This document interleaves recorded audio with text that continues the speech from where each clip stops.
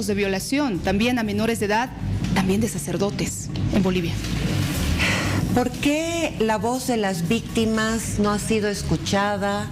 ¿Por qué miles de víctimas no han tenido la credibilidad suficiente para que la justicia, que el clérigo de la iglesia no actúe? Yo creo que la particularidad es el hecho de que en esta ocasión aparece un diario escrito por el propio violador, ¿no? Sí.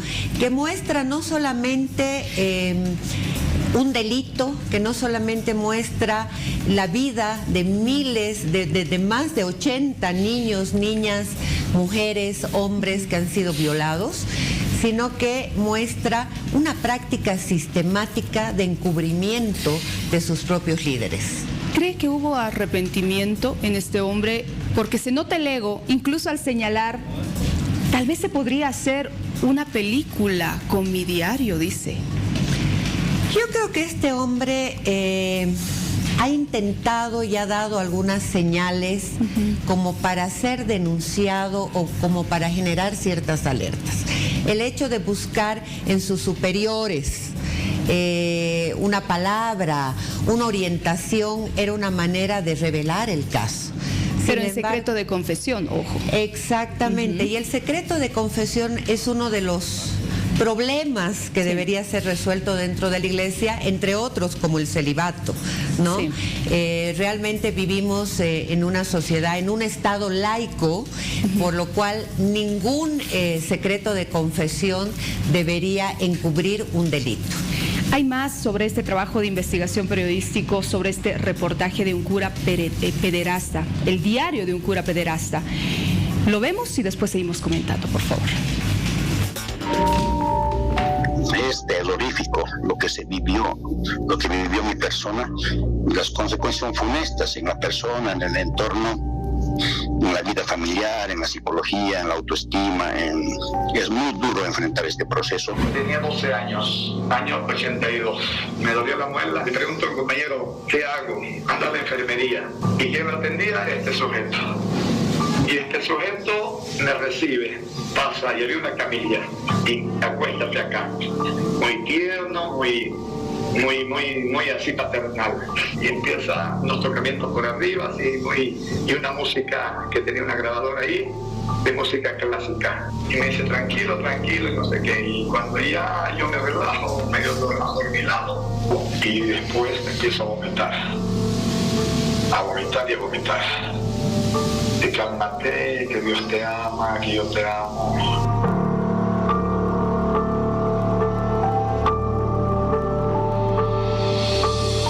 Pero no era el único escondite secreto en el colegio. En la cocina, en la despensa había un mueble, donde se ponía harina, arroz y azúcar. Y abajo había un cuadro de 40 por 40 centímetros que uno podía empujar y entrar. La entrada parecía parte del muro. Se entraba a un ambiente que tenía 60 centímetros por 2 metros. Ahí había un colchón y luz. Así lo describe un alumno del colegio. Yo no lo quiero recordar, porque sencillamente ahora, mira, imagínate, después de semejante declaración, de semejantes, lo mínimo que puedes hacer es olvidar. Es bochornoso, repugnante.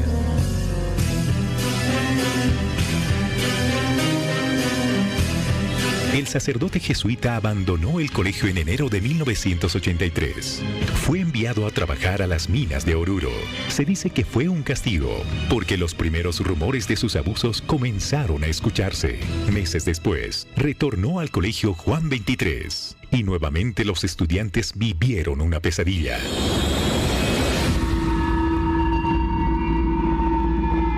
Con el justificativo de que Dios es amor, que como él era sacerdote y había hecho voto, no podía tener relaciones con mujeres, pero que lo hacía con nosotros para expresarnos de alguna manera su amor hacia nosotros y su cariño.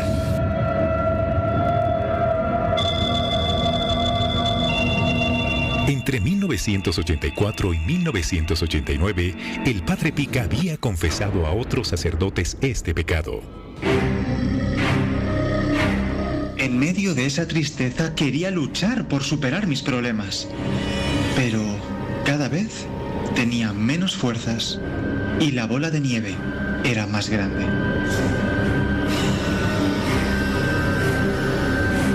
Hace casi 4 años me sorprendieron con la noticia del cáncer.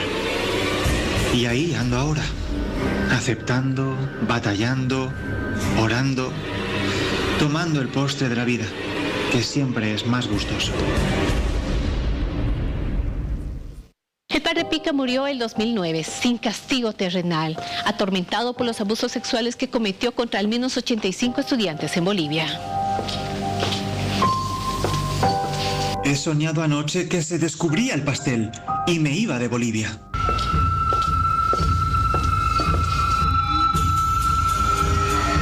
Acá en el Cementerio General de Cochabamba, en el mausoleo de los jesuitas, yacen los restos del padre Alfonso Pedrajas. Han transcurrido 14 años desde su muerte y aún existe gente que le trae flores. Junto a él están los restos del padre Carlos Villamil, que en aquel entonces era el subdirector del colegio Juan XXIII.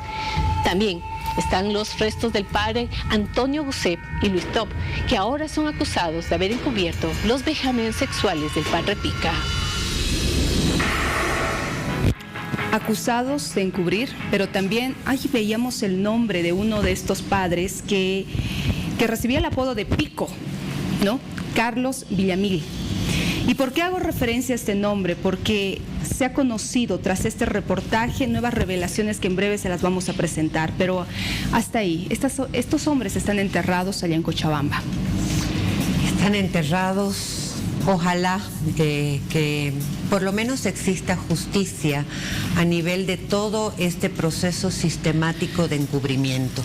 No estamos hablando de un pecado, estamos hablando de un delito, ¿no? Estamos hablando de vidas de seres humanos, de víctimas que han decidido durante años callar, guardar silencio y que seguramente muchas de ellas no van a animarse a abrir la boca el día de hoy por el daño que este hecho ha provocado en sus propias vidas. Sin duda. Hay más sacerdotes abusadores, sí. Vamos a conocer de otro hecho, por favor, en Charagua. Un sacerdote, otro caso, una víctima sin justicia y testigos que revelan lo que sucedía en ese lugar.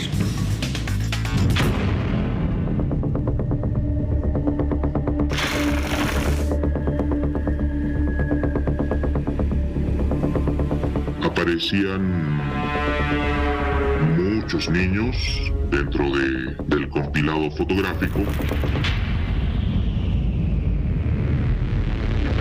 Los fotografiaba desnudos. Mientras Alfonso Pedrajas documentaba los abusos sexuales que cometía contra menores en un diario, Luis Roma, sacerdote asignado al municipio de Charagua, lo hacía en archivos digitales. Pero, ¿quién es Luis Roma? Yo era parte de la comunidad en la que vivía el padre Luis Roma. El padre Roma ejercía una suerte de, digamos, misión en torno a la localidad de Charagua, es decir, al pueblo mismo.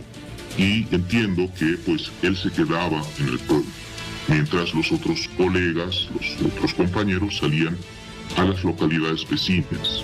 Parecía un viejito entrañable, pero tenía unos chistes un poco pasaditos de nivel, donde se incurría en una suerte de dobles sentidos sexuales.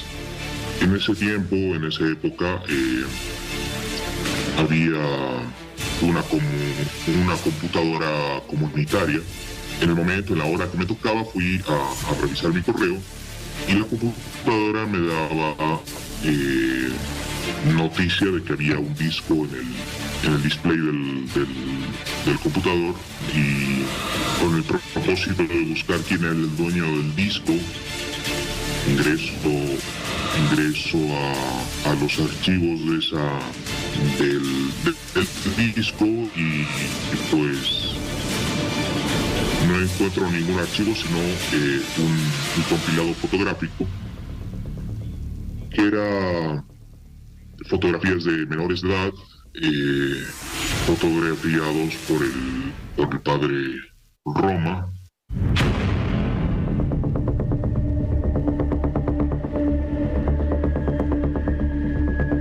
La publicación que realiza Página 7 titula Un compilado de horror, y es que en este dispositivo digital se encontraron fotografías de niños y niñas entre 6 a 12 años, decenas de ellos. Aparecían muchos niños dentro del compilado fotográfico, los fotografiaba desnudos. En ese momento, hace 4 años atrás, se publicó una denuncia formal en la que se reclamaba al padre Luis Roma por haber abusado de menores en la localidad de Charagua, en Santa Cruz de la Sierra, en el departamento de Santa Cruz, donde él era presbítero en la parroquia de Charagua.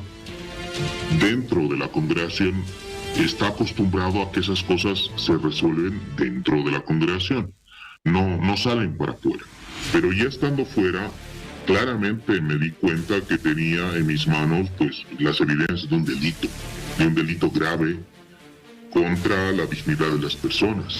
Sin duda, este caso, que fue denunciado hace 4 años, deberá ser investigado por el Ministerio Público, y es que todos los archivos fueron entregados a las autoridades.